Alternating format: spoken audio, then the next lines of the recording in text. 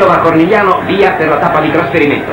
Il primo inno della strada è per Bartali senza tramonto e l'intramontabile in persona è qui tra gli assi che verso Albizzola conducono il ballo.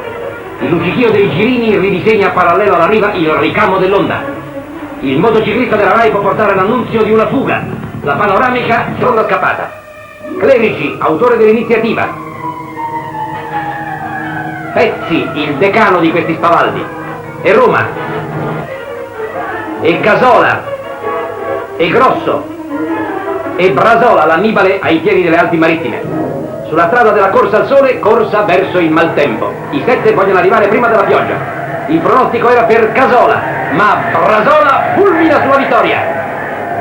Un bel trofeo sulla riviera dei fiori. Riposo. La riviera si congeda. Addio mare. Una vecchia canzone dice: vado a Cuneo per affari di famiglia. Il ritornello risponde: vengo anch'io, vengo anch'io.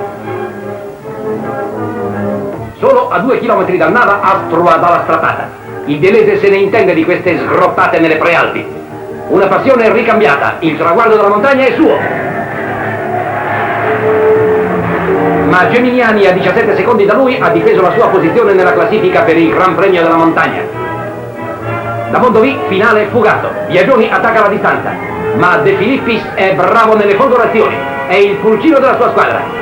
Stamane a Sanremo la sua mamma gli aveva telefonato. Pareggia De Filippis, il più giovane dei girini.